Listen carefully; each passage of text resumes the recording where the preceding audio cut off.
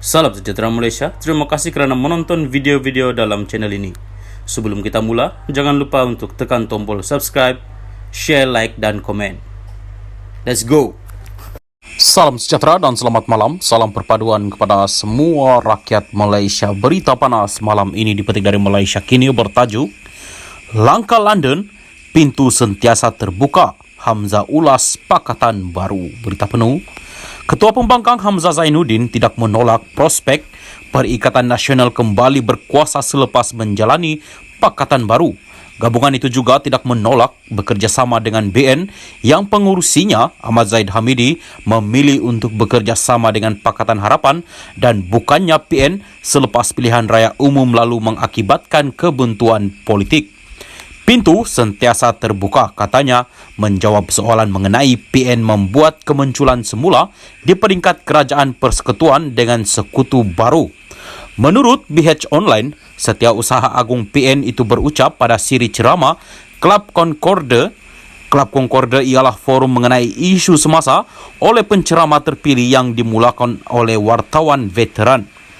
Berkongsi ramalannya mengenai pilihan raya negeri akan datang, Hamzah berkata PN akan menawan Selangor yang berada di bawah kawalan PH sejak 2008 lagi. Bagi Negeri Sembilan yang dikuasai PH, Hamzah berkata peluang pertandingan 50-50. Bagaimanapun, Hamzah mengakui kekuatan DAP di Pulau Pinang dan percaya negeri itu akan kekal dalam kawalannya. Dalam perkembangan berkaitan, dia menjangkakan PN akan mengekalkan penguasaannya di Kedah, Kelantan dan Terengganu. Mengenai soalan kerjasama dengan BN, Hamzah mengelak daripada menyifatkan ini sebagai lebaran baru muafakat nasional. Bekas Menteri Dalam Negeri itu berkata, jika pakatan baru ini menjadi kenyataan, pemimpin pakatan masing-masing mesti bersetuju dengannya. Kerjasama ini perlu menjadi satu dasar yang dipersetujui semua pemimpin parti bersatu, PAS dan UMNO. Jika semua percaya dengan satu matlamat yang sama, maka tiada masalah untuk mewujudkan kerjasama ini. Jika ada satu pihak kata tidak, maka ia tak akan berlaku. Namun, jika kita percaya antara satu sama lain, kita boleh mencapai matlamat kita, katanya. Dia juga menegaskan asas pakatan ini akan memastikan kepentingan semua kaum. Hamzah juga berkongsi pendapatnya tentang bekas partinya UMNO yang mengalami kemunduran terbesar dalam pilihan raya umum ke-15. UMNO perlukan kerjasama baru untuk parti itu membuat pembaharuan, katanya. Jelas Hamzah lagi, UMNO memerlukan pembaharuan besar-besaran atau berisiko ditolak sepenuhnya oleh rakyat. Kenyataan Hamzah itu susulan dakwaan terdapat rancangan baru yang digemburkan sebagai langkah London untuk menjatuhkan kerajaan sedia ada. Sekian berita, teruskan bersama channel ini. Selamat malam. Salam sejahtera, salam perpaduan, selamat petang kepada semua pendengar berita seterusnya. Buang pengkhianat dalam UMNO sertai kempen asal bukan Zahid. Berita penuh. Semua ketua bahagian UMNO, ketua pemuda, puteri dan perwakilan diajak menyertai kempen asal bukan Zahid bagi memperbaiki kerosakan parti akibat tangan pengkhianat dan penggerak jajaran baharu.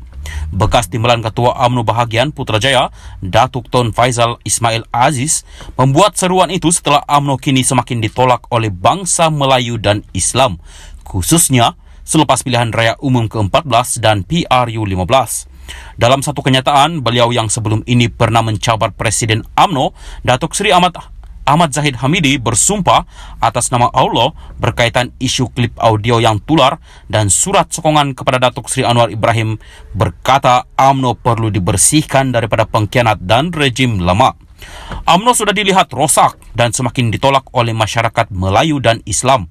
Ambillah kesempatan untuk bersihkan parti daripada pemimpin-pemimpin pengkhianat dan penggerak jajaran baharu.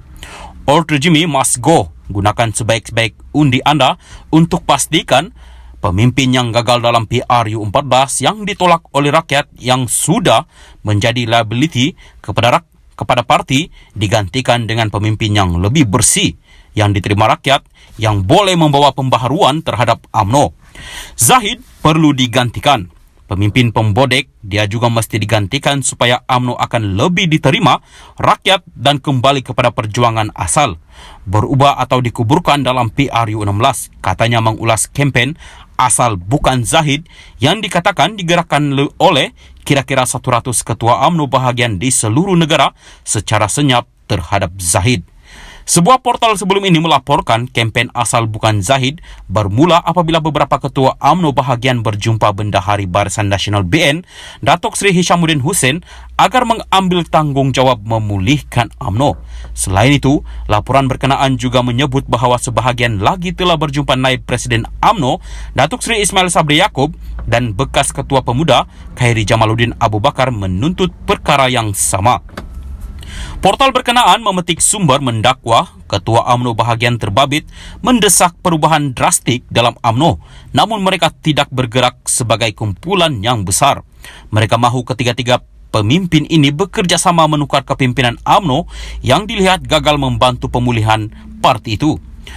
Pemerhati politik pula berpendapat kempen asal bukan Zahid itu kian mendapat sokongan berikutan tindakan ahli Parlimen Bagan Datuk itu membawa UMNO menyertai kerajaan bersama PKR dan DAP.